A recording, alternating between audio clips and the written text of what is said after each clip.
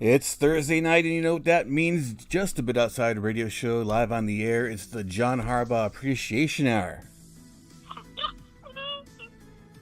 You got Mark, you got Keisha. Keisha, how is it going? It's going good. Man, I'm here. Let me stop lying. I'm here. Man, it's Thursday. I know the Ravens game. They got the W and in a much more convincing way than that Cowboys game. But doesn't it feel like that was 3 months ago or something like that? It's been a week. Yeah, I was just about to ask you, did we talk about that last show? We didn't. Right? Yes. Yeah, it definitely seems like a lifetime ago. So let's get things started. First things first, and let's go just a bit outside. Start the show off. Let's talk about this crazy weather, global warming. It's just been on my mind like all week. And Mark, I know that your son lives down in North Carolina, and unless you've been living under a rock, we know that a big part of the East Coast has been affected by the latest hurricane.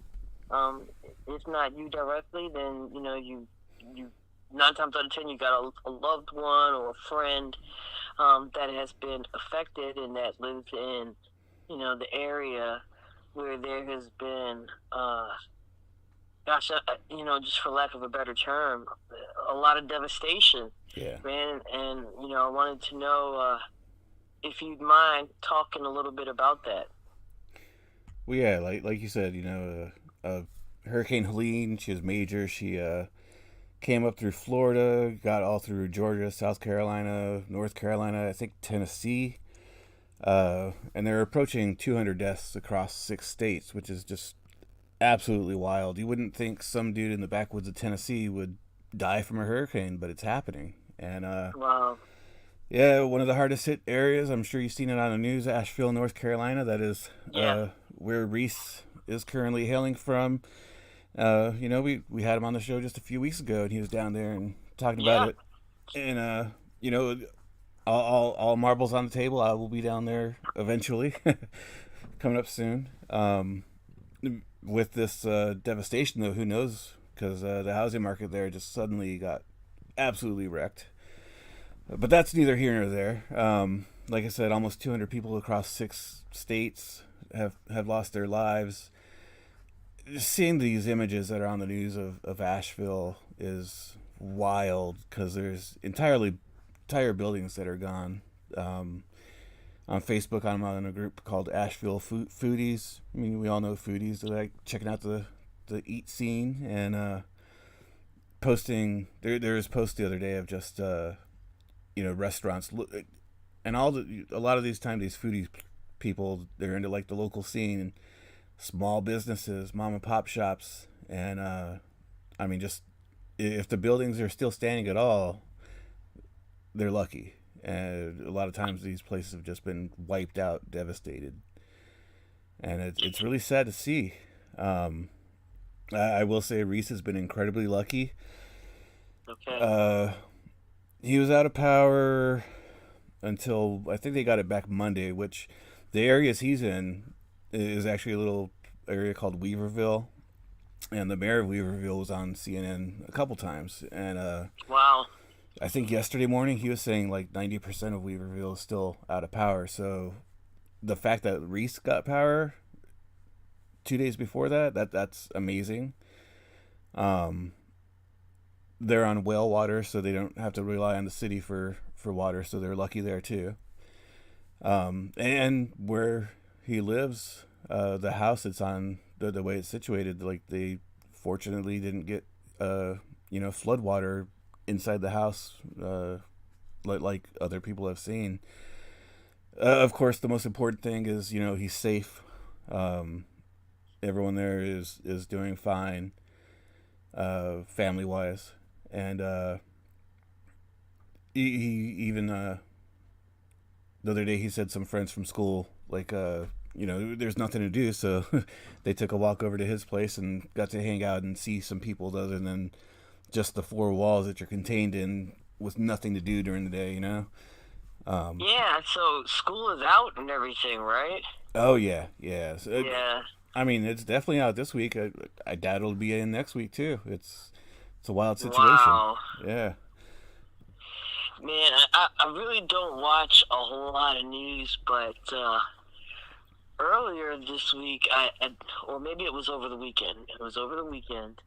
I happened to catch, just, in passing, catch some images. I think this was in South Carolina, where there were these homes, like, right on the beach. Like, first of all, I don't even know why anybody would do this, but these homes were, like, sitting on kind of like stilts. Yeah. You know what those homes I'm talking about? Yeah, they do that by the beach a lot. Like, these waves picked this freaking house up and just carried it out to sea, man. I mean, it's no laughing matter. I mean, I was just shocked by what I saw, and then, like I said, just to see so many areas just completely wiped out. It's just, I mean, you just gotta feel for everybody in that entire southern region, southeastern region. It's just, gosh, I mean, we consider ourselves lucky because we don't have to deal with that kind of thing too much. Yeah. With Mother Nature, but man, just really horrifying, and like I said, just devastating to see people's homes, people's lives, all their valuables just completely destroyed. Yeah, it's sobering, I think everyone has those moments in life where they learn to appreciate the things that matter most, that being the people that mean so much to you. Things can be replaced, homes can be rebuilt, but just hug your loved ones, because you never know. Yeah, no doubt. No doubt. No doubt. So if you have a loved one or a friend that's in that area, make sure you check on them often, man, because if at the very least it would be nice for those folks to hear a familiar voice or see a familiar face via FaceTime or whatever, just for the mental pick me up, because those folks are definitely going through a lot. Oh, right yeah. now. Yeah. And shout out to all these companies and everything that are pitching in and helping out. They're not going to have internet for a while. Wi-Fi is pretty spotty, but I know T-Mobile, like, they sent some, not just crews, of course, to fix things, but they sent in some trucks that were able to provide instant access, however spotty it is. Like, Reese, he got cell phone service Sunday, I want to say, but then like yesterday it was out again. So, like, it's still touch and go. A lot of people still haven't heard from their loved ones. It's just a situation that is over there. A lot of people still don't have service. It's wild. Yeah. Crazy. Okay, cool. Let's jump back into the realm of sports, man. Thoughts and prayers go out to everybody affected by the hurricane. Yeah, definitely. But more bad news. Let's go ahead and get it out the way. Who needs some thoughts and prayers now? All right. Baltimore Orioles. Oh man, gosh, we ended the season, I'd have to say, like, the last week and a half on a strong note. We were winning, but honestly, man, the second half of the season, I mean, we basically limped into the playoffs. Yeah. Do you feel me on what I'm saying on that? Oh, yeah. And I think a part of it was, injuries, of course. There's a Yeah, lot of injuries. But New York came on really strong, too. in So, Kansas City. well, yeah, but like for the division, Oh, okay, okay. Oh, yeah. I'm um, sorry. I see what you're saying. yeah, New York came on really strong. And I think once they got like 4 games back or so, 5 games back, it was just kind of like get to the playoffs and we'll go from there. But they kind of forgot that second part. Yeah, and shockingly enough, like we suffered a lot of injuries, right? Mostly, and it's just like when you think about it, it's kind of crazy that mostly to the pitching staff, Yeah. and um, so we barely hang on. We limp into the playoffs, and we have KC coming into town, and over the past several years, we have just not been able to get it done in the playoffs. And I know that before game one, which I attended, I was really concerned about our pitching situation. Yeah. Okay, against a decent, and no, I'm not even going to say a decent. I'm going to say a pretty good Kansas City Royals team. And oddly enough, the pitching wasn't the freaking problem. You know, Yeah, two really low scoring it was games. the lack of run support. I mean, gosh, Corbin Burns started game one, and if you're a person who likes good pitching, if you're a person that likes, that really likes baseball, a 1-0 game in the wild card, I mean, that's a good game, yo. Yeah. And Corbin Burns, when they announced that he was going to be starting game one, I mean, it rightfully so, but I was at that point, game one, walking into the stadium, I was on the fence about him starting. I haven't really been a fan of him as of late, but man, I mean that dude took it all the way to the 8th Yeah. inning. I mean, yeah, he gave up the only run, but I gotta say that was one of the best games of his career. Oh, for sure. For sure. And we came into the playoffs having lost 9 straight playoff games. And I just knew in my heart of hearts, even though we limped into this thing, that, if we did not at least get it done, we would at least win one game. And, I'm still shocked, man. I ain't gonna lie to you. I'm not gonna lie to you. I mean, I was just really shocked, and especially at the lack of run support. Especially since they've had bats all season. Yeah. I was gonna take it a step further and say, I mean, we've always been one of the better offensive ball clubs in the major league, especially in the AL. And facing a team like Kansas City, first of all, it was like out of all of the teams that were playing in the wild card, that was the one team that I did not want to face. Really? Why is that? Because I feel like they're just like us. They're a blue collar team. They're a hardworking team. Yeah. And they just play really gritty baseball. And man, I just feel like we played the better version of ourselves.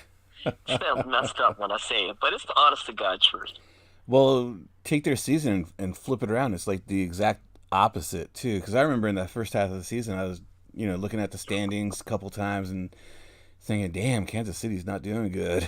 And yeah, they turned it around that second half of the season. I'm about to say that second half, they turned up, and it was, you had to pay attention to what they were doing. It was so dramatic. Yeah, right? Yeah. I mean, game one, lose game 1-0. Okay, no problem. We dropped that one. Game two went around. and the game was over, I was just disgusted. Yeah. I know we chatted offline. I had some choice words that I'm not going to repeat. But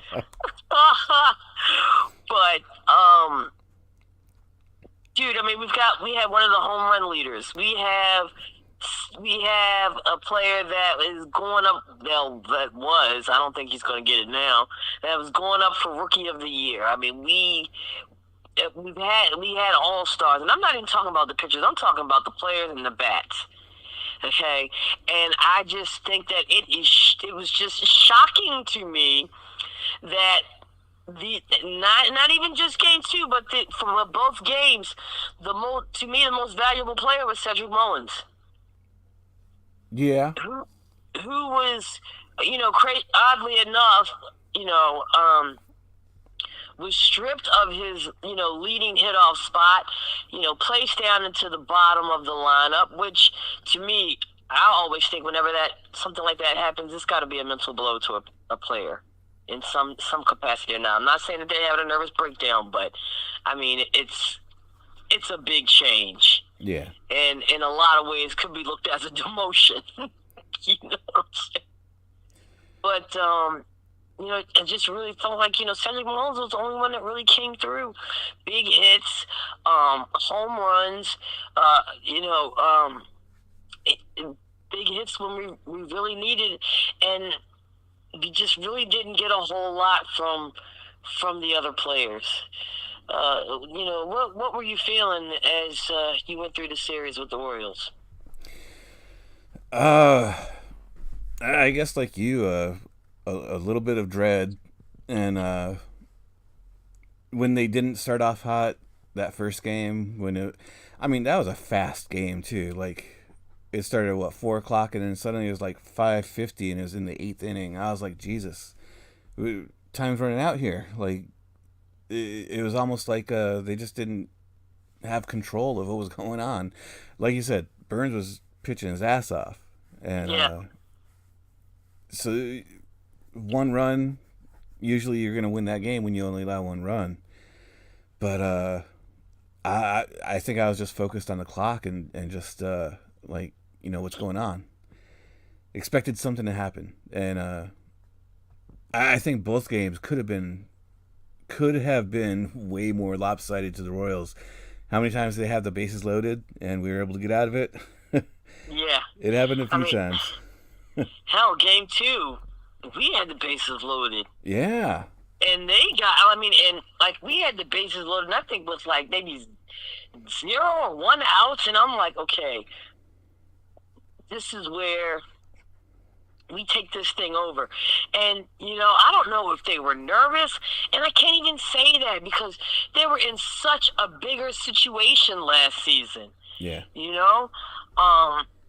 And can't say that it was lack of experience, but man, how many times did we strike out? I should have looked that up before we started this show. But how many times did we strike out during the wild card, man? I mean, it was so frustrating. They made both pitchers look really fantastic. I know that the guy that pitched yesterday, Lugo, he is one, if not the ace, he's one of the best pitchers that the Royals have. And man, we just really made the pitchers look, gosh, really great. Really great. And you know what? I'm going to look this up right now, man. You know what? I looked it up. You did? Okay, you got it. What's the numbers on that? Game 1, there was 10 strikeouts. For fuck's sake. Game 2, 12. Yeah. Yeah. It was wild. and both games ended on a strikeout. It was... Yes! Yes! It was so painful to watch. It was like that car. It's like a car accident that you just, you don't want to look, but you keep watching as you're driving by. It's oh man. I think when the when the O's had the bases loaded in Game 2, what was it? I want to say 6th inning, 7th inning. I was gonna say 5th or 6th inning, something like that. I had hope. Like then, I was like, okay, I think we tied it up, and then yeah, like they were up by 1. We got the bases loaded. I was like, okay, this is it, rally. And then bam, they got those 2 outs quick, and I was like, we're not gonna make it. Like I think I knew right then we're gonna lose. Like I had hope, but yeah, it wasn't much. Yeah, and I gotta. One thing I will say, shout out to Brandon Hyde, man, because he managed the shit out of both of those games. For all those people saying to fire Brandon Hyde, shut up. Are people saying that? Okay, before I purposefully stayed off of the internet because just for my own mental health, But are people really saying that? Brandon Hyde doesn't know how to manage a team or put a lineup together. Are you? Woof. Now, woof. He's made believers out of us, and I think the guy, he's done way more than it was ever expected out of him. But I do go back to his hiring, and a lot of the pundits were saying, he's someone to keep the ship steady while they do the rebuild, and get them to a certain point, and then that's when they would like bring in a superstar manager and really go for a title. And I'm fearful like that might happen. Granted, we have new ownership. Hopefully David Rubenstein is like all in on Hyde. We don't know, but oh my god. Yeah. Oh my goodness. I mean, you gave. You know how much I hate people when it comes to this shit. But yeah, I mean, you did give a good point that I kind of want to talk a little bit more about. Like you said, we're under new management, right? I mean, I feel like they almost owe him give him at least one more season. Oh, for sure. Shit, if John Harbaugh can F up the Ravens, all these all these years, you can give my man Brandon Hyde at least one more season. You feel me on that? For sure, definitely. Speaking of the owner, David Rubenstein, he did release a little statement on Twitter. Last night, it was after the game. A disappointing end to a great season. Thanks to the players, coaches, and staff for their incredible hard work. I am humbled and strengthened by Baltimore's love for our team. We will build on our strong foundation and come back next year ready to play our hearts out for the best fans in baseball. Go Orioles. It's a lot of glad handing that you usually see, but we know Rubenstein's love for the team, and I think he sees that we are on the right track. Oh, absolutely. And, big point. His love for the team. And I think that was evident with, all of the changes that we saw this season. I mean, we can say this has been one of the more fan-friendly seasons that the Baltimore Orioles have had. And hopefully, I mean, my hope is, for the next season and in the off season, we will at least be able to attract some more all-star pitchers. Yeah. And maybe one or two marquee, really experienced fielders, whether it be outfield, infield. Yeah, I mean, just to become, one of the more popular and attractive teams in the major league. Am I misremembering, or was Burns' deal up at the end of this year? Oh, yeah. Yeah, it most definitely is. That jackass, he was, he had made a couple of comments of, that sounded like he was about to try to shop himself around. Just like, and at the time, it was like, dude, you're not doing that great anyway, so just shut the. Well, I mean, it was expected anyway. So, but still, Yeah, like, I wouldn't mind bringing him back.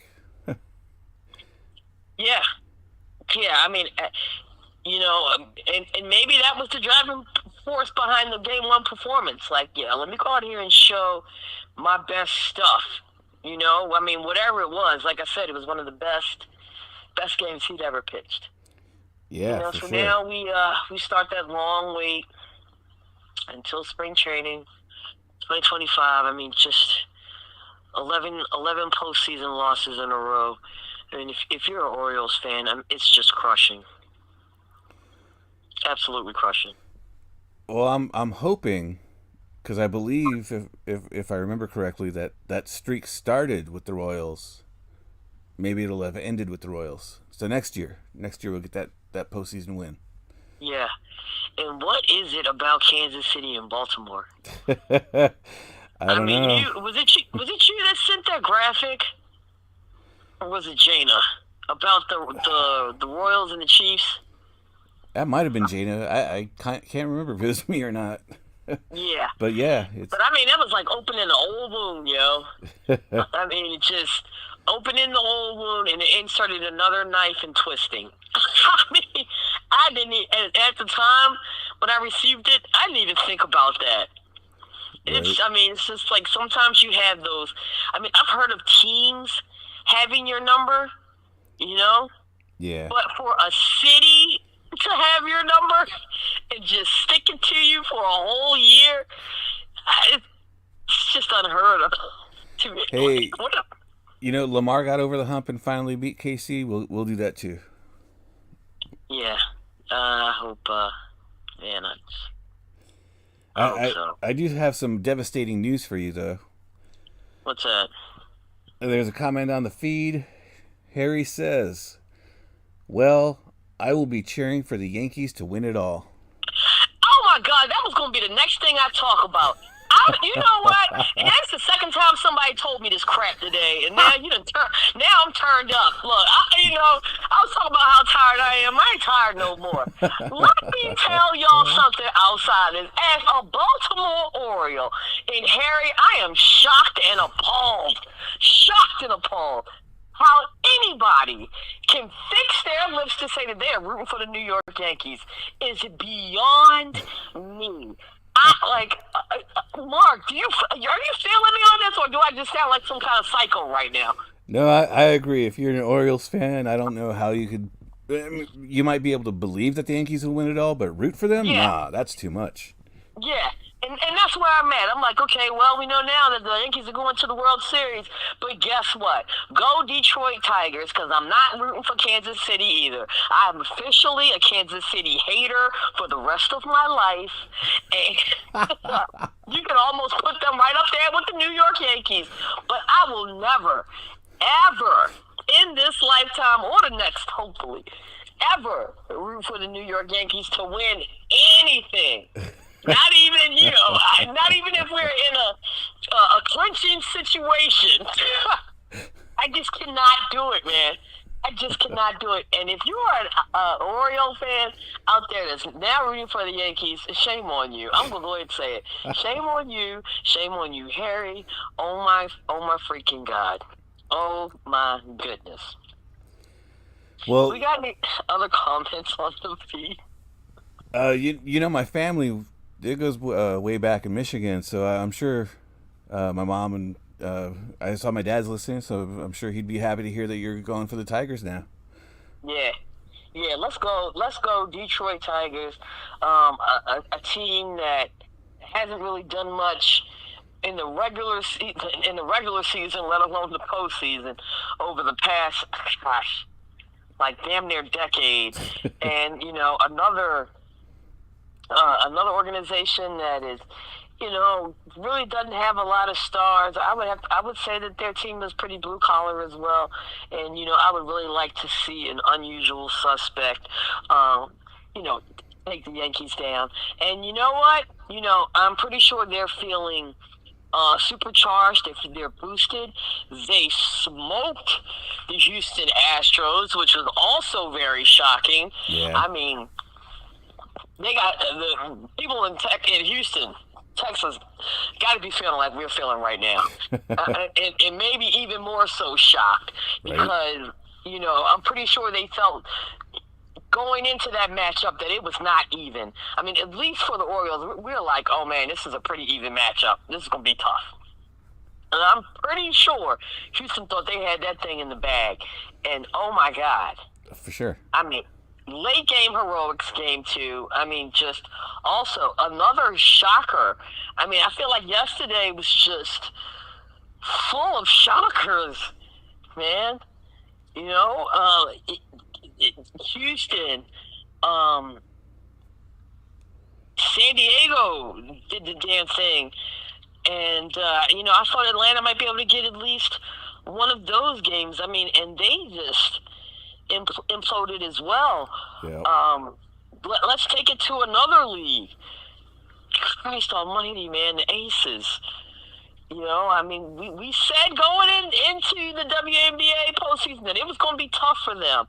But to get smoked 2 games in a row, I mean, shocking, And I want to ask you, as well as the outsiders out there who watch multiple sports, multiple leagues, which loss, which L was the most shocking of yesterday? I think I'd have to go Astros. Yeah. I mean, the Aces, they lost to Liberty, and a lot of people had them winning the championship. I think you did, so that's not shocking at all. Two in a row, yeah. But, I mean, and like I said, the Orioles, we just kind of had that impending doom from